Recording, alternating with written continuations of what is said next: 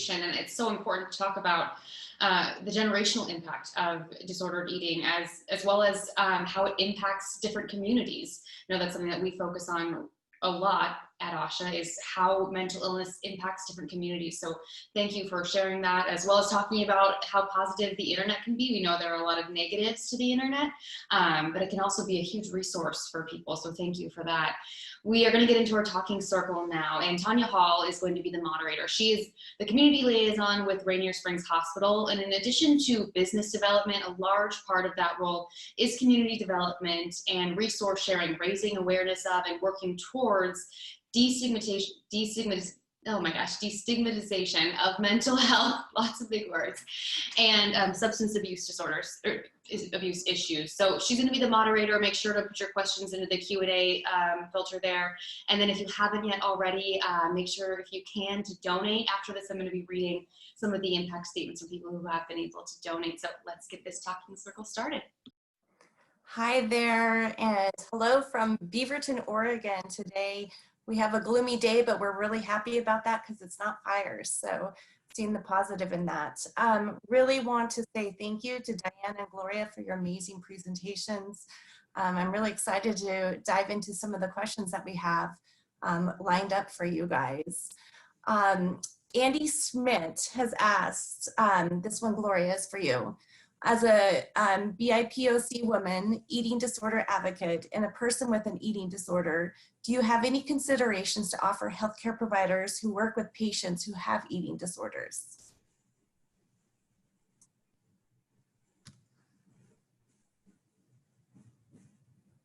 Thank you for that question. So yes, a lot of my webinars are opened for all, but there are sections that are directed for providers, especially right now that, you know, marginalized communities are in, well, they've always been in need, but now it's become more clear for the general audience. And so, you know, marginalized communities are demanding changes to be made within treatment. And so that is something that I do cover. And also harm reduction. So that's one of the webinars I've been offering throughout, you know, this COVID time, is what are strategies and practices that are accessible, for the most part accessible, that can help people who are in it, right? And so for more information, people can visit my website at Nalgona Positivity Pride, and I could type it up in here as well for my upcoming webinars. Great, thank you. This one, Adina had asked, you used, Gloria, word women, WOMXN, in your presentation. I'm unfamiliar with that. Would you mind explaining, please? Yes, so okay, so there's a lot of theories about that, but me being an indigenous descent woman, it is common for the X to be used. And so usually the X sound, when people see it, it makes the ch sound. Nonetheless, when it comes to the term women, it doesn't. But it is put there in as a feminist take and somewhat indigenous take of the term woman. So I don't know if that makes sense. You know, so many times there's, I don't know if people have seen like different types of spelling with the word woman, but this is one that I use and I self-identify with. Thank you. I appreciate that you are open and communicating with us. I know it gets a little confusing and we all want to know where it comes from and how we can communicate. So thank you very much on that. Diana, I'm going to ask a question of you. When you talked about mental health, you talked about the dragon, and you said we learn to live with fire. Really love that visual. How do you live with fire as you get new stressors?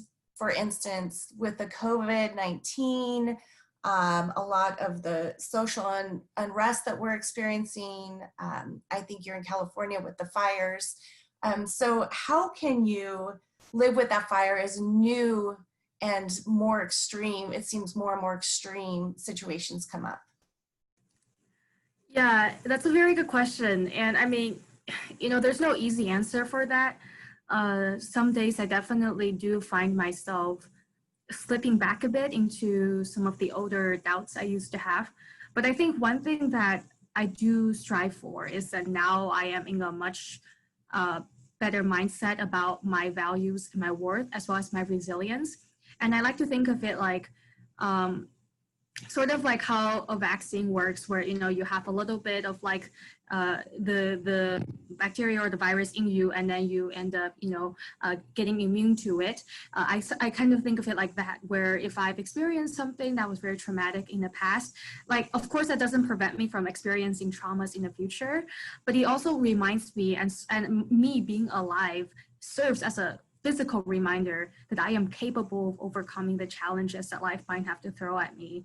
And it's also sort of like me hearkening back on my past self to remind myself the reason why I wanted to try to keep living on. And that same reason hasn't changed now. And the reason is even more stronger now. So that's kind of what I try to focus on. Thank you very much. I really love the visualizations that you give to help make sense of what's going on. A little bit of the virus for the immunizations. That's great and very timely right now, I think.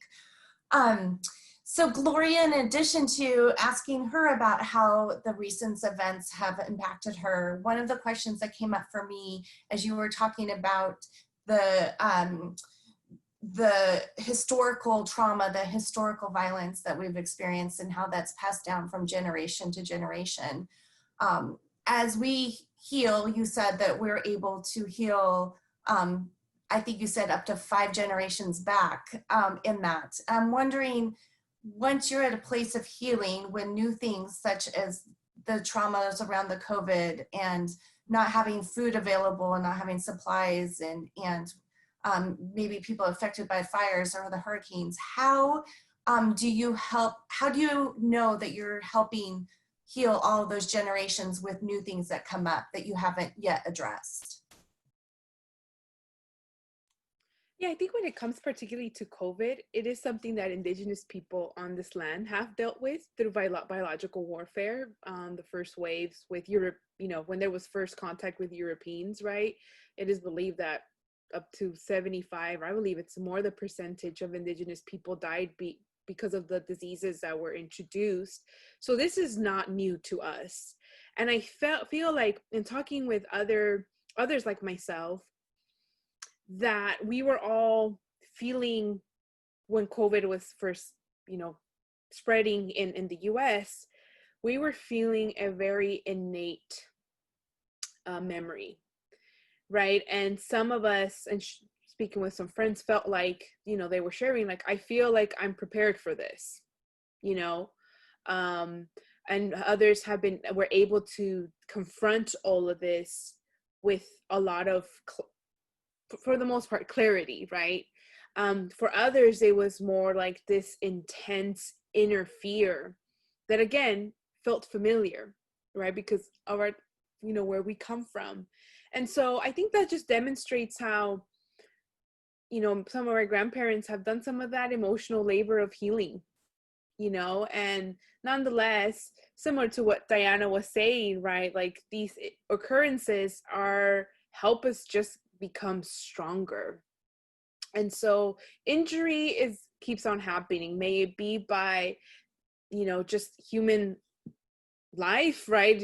Or social, economic, social, political factors. But nonetheless, I think it's knowing that, my ancestors have gone through a lot more than maybe what, this problem that we might have in front of us at that time. So I think just remembering that and working that muscle or that skill of resiliency, and just knowing, like, what, this is what I'm made out of. Like, I can deal with this, and at the same time see community, because one of the reasons our ancestors were able to survive all of that chaos was because they were in community.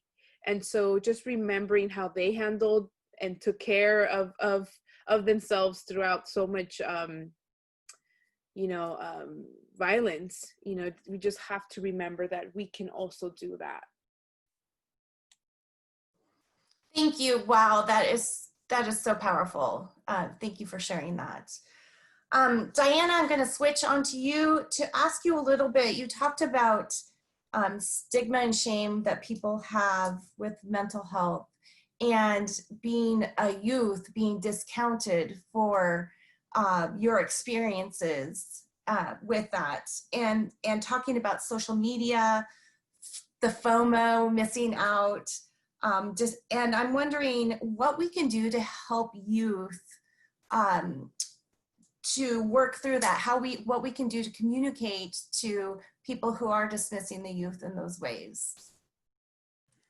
Yeah, it's interesting because a lot of times I have like parents coming up to me and they're like, well, I tell my kids like stop going on Instagram or whatever, and but then they keep going on it. And I'm like, okay, there's always going to be a new app that props up. There's always going to be another way for people to try to socialize with each other. Taking away that one source isn't going to solve the problem. For me, I feel like the root of the situation comes down to we had this huge internet and technological revolution within the span of like less than a decade. And it was so fast that we didn't have the time to cultivate a cultural understanding of like etiquette and competency and just respect around the use of these technologies. And so just as much as youths are dealing with those consequences, so are adults. I mean, some of the worst things I've seen happen on Facebook are by like, adults and stuff.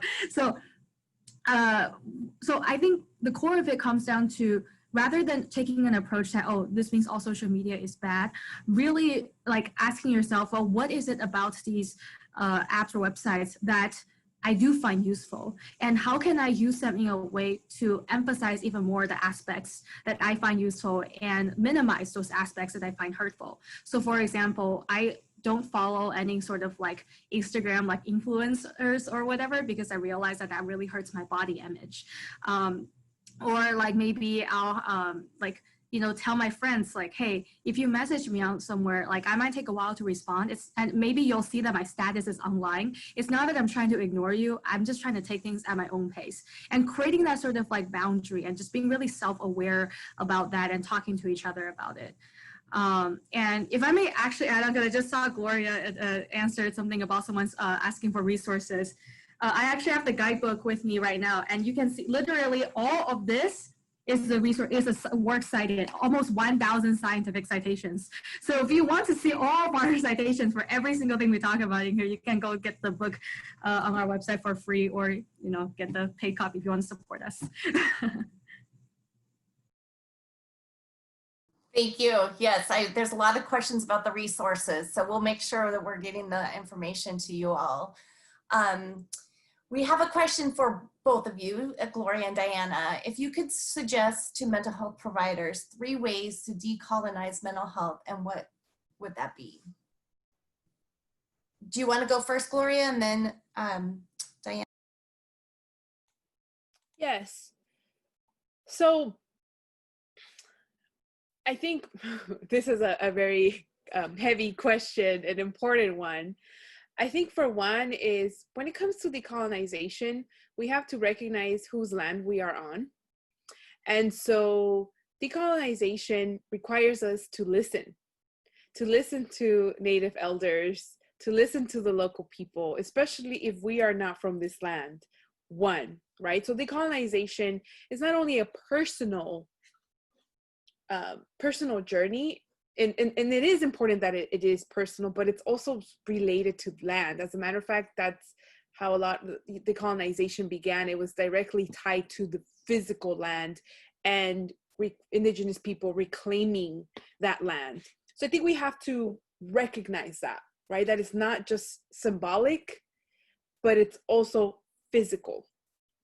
And again, it requires us to, 1, listen, and 2, to unlearn. So it's not about learning theory and all of that. It's like, no, it's really about unpacking and unlearning what we have been conditioned to believe.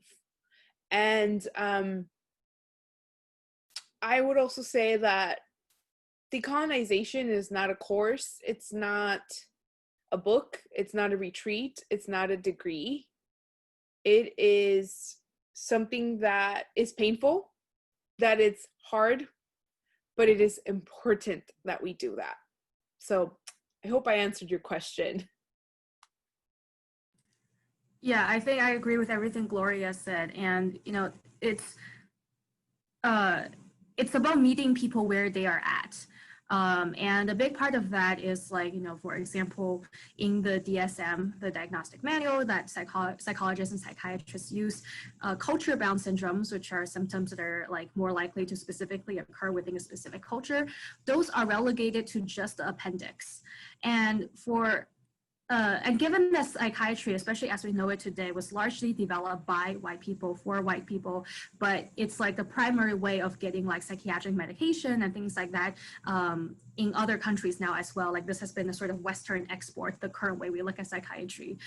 It also means that there's some disconnect between the principles of the DSM versus what may be more relevant and more helpful for the people that we're trying to help. One thing we talk about in the guidebook, and something very close to my heart, is on the topic of the language we use. And so in a lot of different cultures, you know, for example, in the Inuit culture, the language actually has it so that the word health and wellness involves the health of the environment in which you live in. And so even if you're considered quote unquote physically and mentally healthy, if the environment you live in is being destroyed by climate change and things like that, then you would not describe yourself as being healthy. And the way that we, like, you know, the way that we understand health and our perceptions of it within our culture is going to be hugely important, especially going forward. So looking at how people talk about it and looking through the vocabulary as like a lens in which we can better understand how to meet them where they are, I think that's a good starting point. Oh my gosh, such great points. Thank you guys. In addition to that, I'm wondering do you have any tips in finding more culturally specific care for mental health?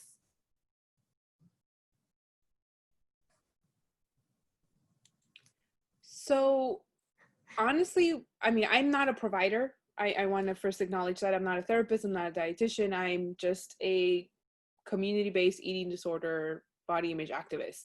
But what has been helpful for me is, honestly, it's been Instagram, following all these providers of color, Black and Indigenous providers that has such rich resources and knowledge.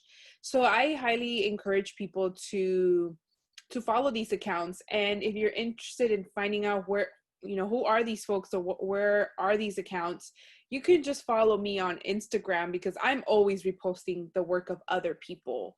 So I would first say that.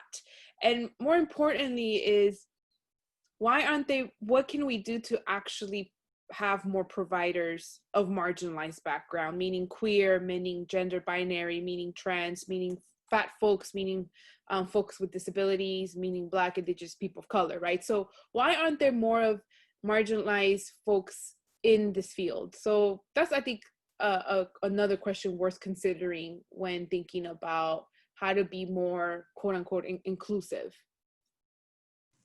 Yeah, sort of to piggyback off of that, there over 85% of therapists in this country identify as white, and there's less than 50 Indigenous psychologists / psychiatrists in the US.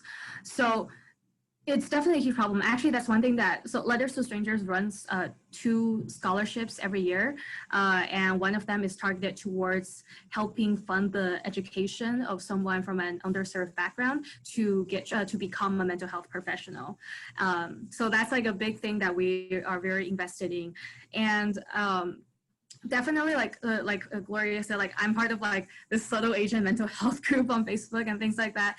And I know there's we list some international resources on our website, and also in the guidebook, there's different resources as well of like different people of different backgrounds who are good to follow as providers and tip givers, and as well as some resources and suggestions on, like, for example, if you, I know sometimes people who are facing legal immigration issues, etc., might have difficulty accessing healthcare because they need a social security number, etc. And there's a lot of ways you can sort of try to, for example, look up a registration form for a health center online first to see if that's a requirement on their form, and just things like that, little ways to prepare yourself to ease the process a bit.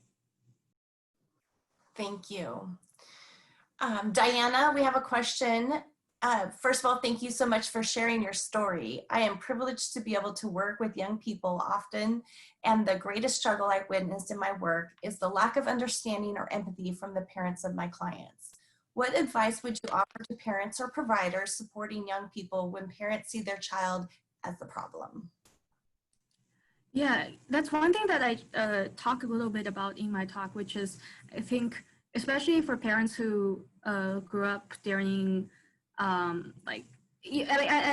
during times of, maybe this is a very different times from now, right? Like, I talk about how, like, that you have the nightclubs of you have the dinner parties of the 20s, the nightclubs of the 80s, the clout chasing of the digital 2010s, and everything is just very different. And one thing I tell parents is, like, you have to adjust your benchmark, because you don't know what it's like to grow up like with your entire worldview built by this sort of internet where everything is so easily within your reach, and that includes things that can be extremely detrimental and even lethal to your health and well-being. And to understand that, like, it's not that people have softened, it's just that the triggers are now taking different forms and they're more prevalent. And if we try to just shut people down without understanding, at least trying to understand where they're coming from, then what is the point of even trying, even saying that you're attempting to solve the problem? I like to attempt to solve the problem means you have to put in some amount of empathy in that game. Thank you. Here's a very simple question in words, but not as simple in thought. What gives you hope? So for each of you, what gives you hope?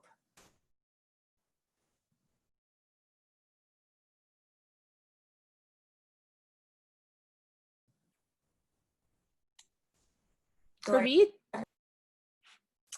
it's youth.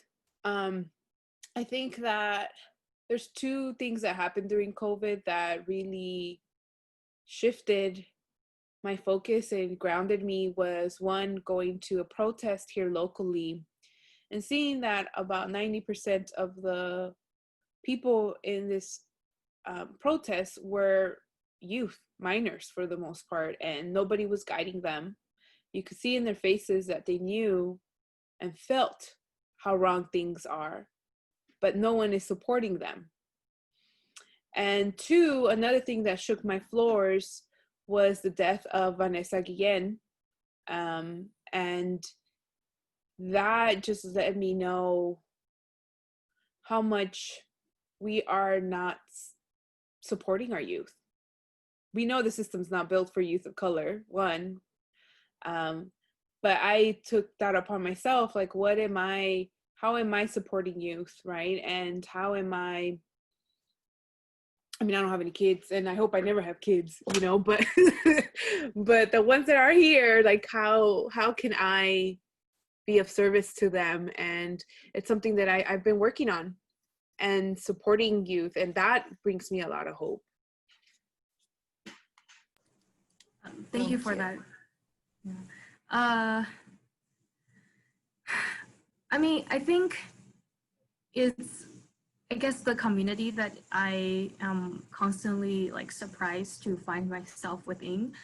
That includes not just, like, all the youth that I work with at Letters to Strangers, but also just everybody who is, like, I see tuning into things like this and just showing that they care. Time, I think, is our greatest commodity now. And that means so much to just see people, like, genuinely trying to improve themselves and hopefully therefore also their communities. So every little thing really does count. Of course, that's not to say that like we don't need to do big actions, but it's just to say that even on the days when we feel like we're only doing one small step, that's definitely better than nothing, and it does build up over time. And that's something that does give me hope a lot. Thank you. Let's keep hope alive.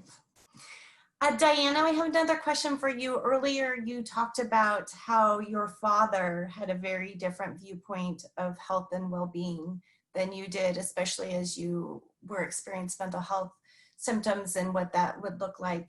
What is your relationship? How did your relationship move forward through that difference? Yeah, so I don't talk too much in detail about what happened with my father because there's some legal issues with that, and it is too complex, I think, of an issue to be discussed in nuance on a platform. But I will say that for a long time, I harbored a lot of rage, just pure rage. And over the years, I realized that, you know, it really is a broken cycle. And I often ask myself, like, well, if we're in a cycle where hurt people, why can't, you know, one of us break out of it? Why can't we love our children enough or whatever else to do something about it? And as I've been trying to break out of it myself over the past few years, it's so hard. Like every time you try to take a few steps forward, there are these triggers and these mindsets and these habits that are so deeply ingrained in you that like I might just physically flinch even when I'm trying to do the smallest thing. And so I understand better more than ever why it was so difficult for him, for my grandparents, for everyone before them to break that cycle. And for me, like now forgiving him and also building a more loving relationship with him is part of how I see my responsibility now to heal what's been broken. And as I try to treat him the way I wish he had treated me, I see that he does change as well. And the fact that he's changing now at like, you know, his age, it gives me hope that we all can have a better future no matter what point we are in life. Oh, wow. Thank you for sharing that, being vulnerable and sharing that with us right now. We have just a couple more minutes before we wrap this up. I just want to ask Gloria and Diane if you have maybe one last thought or message you would like for people to end their day on with from us all being together having these conversations. I think it's something that I've kind of been covering more as of lately on social media is that being confused and being a mess is normal, and that you can get to be your full human self and still be valuable and still be worthy of taking up space and still be, you know, an amazing person all together. Yeah, I like to say, remember the vastness of things. Like literally we are made of stars. We are made of the stories of our ancestors. And there's just so much, there's a lot of pinging that, yes, but there's also so much resilience and hope. And whenever I find myself like stumbling a bit in life, I think back to my grandparents, I think back to the mountains we grew up on, and I think back to, you know, what it means to go from that to now and how I want to go from now to the future. And that sort of gives me a driving force that I hope we can all take forward with us. Thank you both very much. I think we're ready to move back with Genevieve.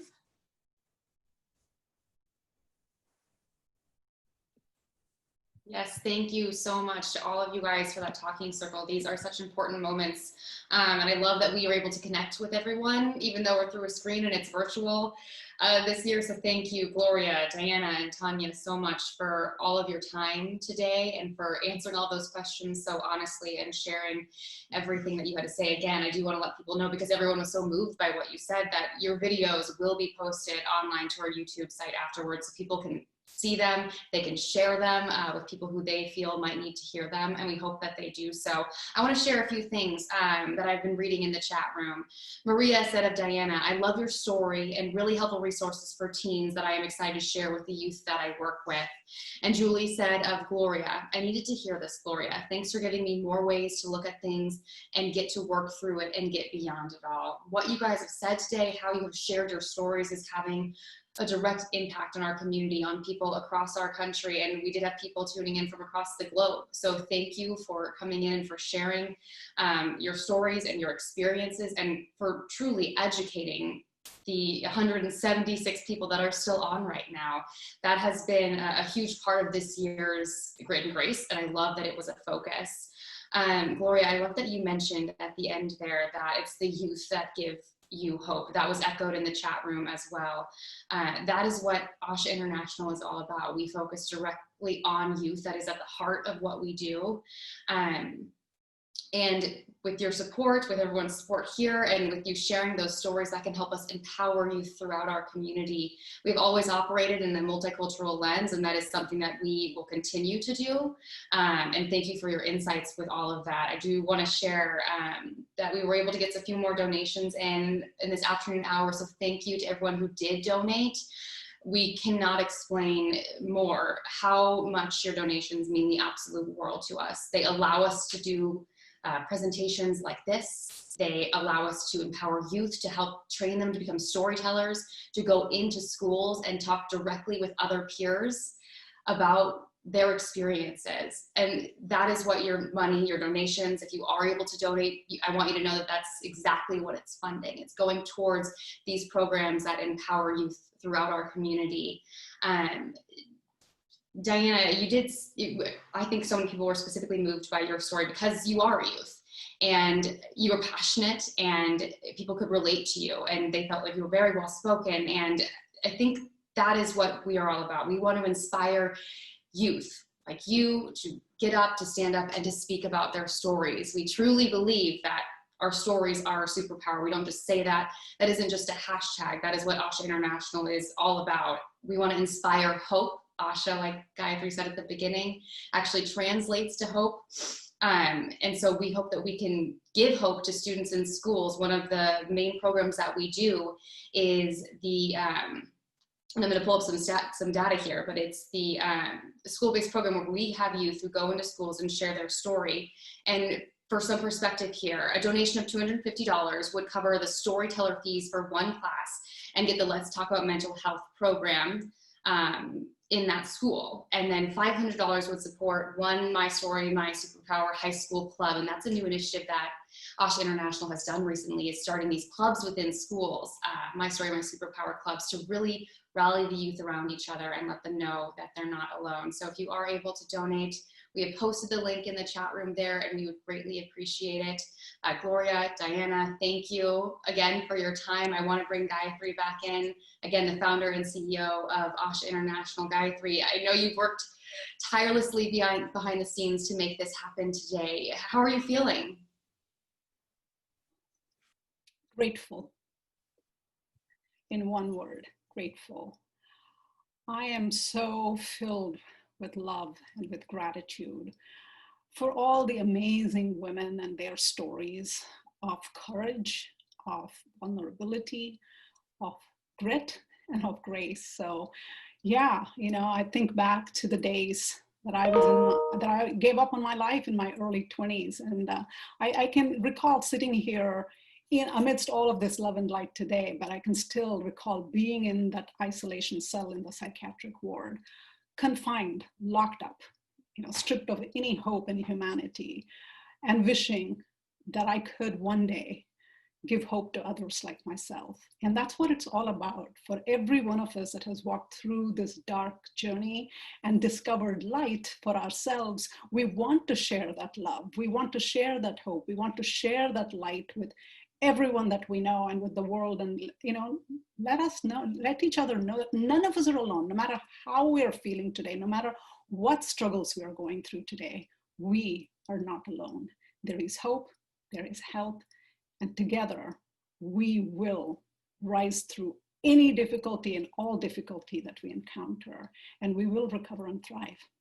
And guys, and we know, obviously, because we are Asha International, but for people who are not familiar with what we do, I mean, our goal at the end of the day is to prevent suicides. It's to help destigmatize mental health and allow people to talk about it, to make it easier to talk about. Can you, because you've seen it for many, many years now, talk about the impact that you've seen in the schools when you see those storytellers share their story?